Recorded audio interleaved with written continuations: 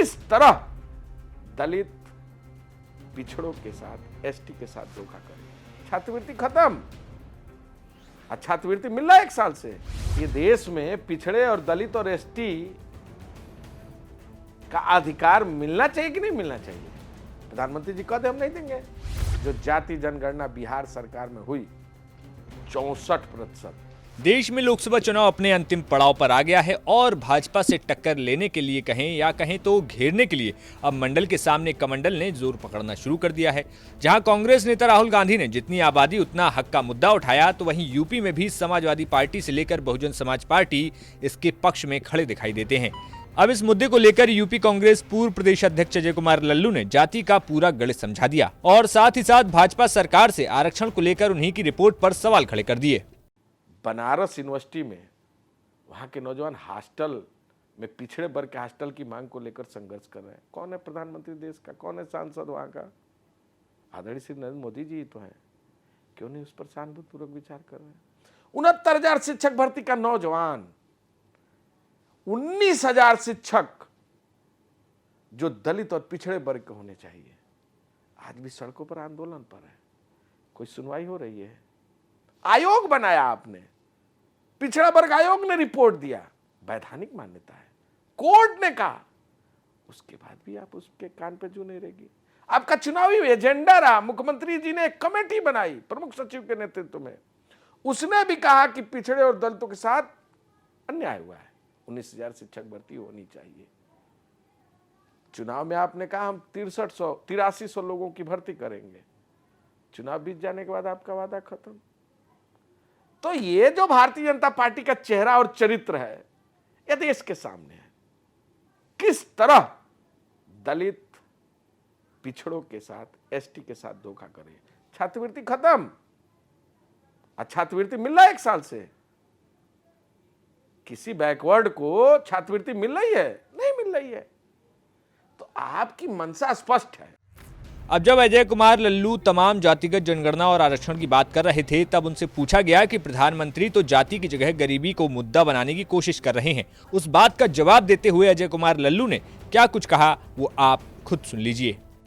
हमारी आबादी अधिक है तो अब हमारा हक नहीं देंगे, कहां से वंचित करेंगे?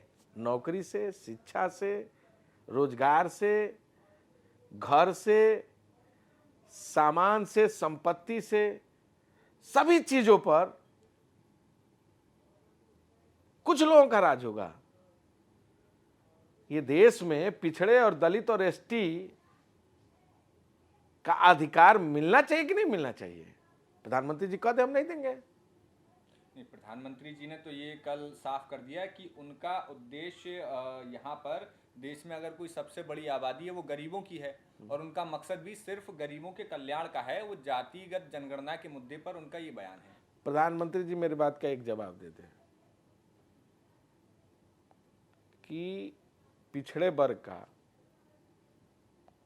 जो क्रीमी लेयर है वो 46,000 रुपया है।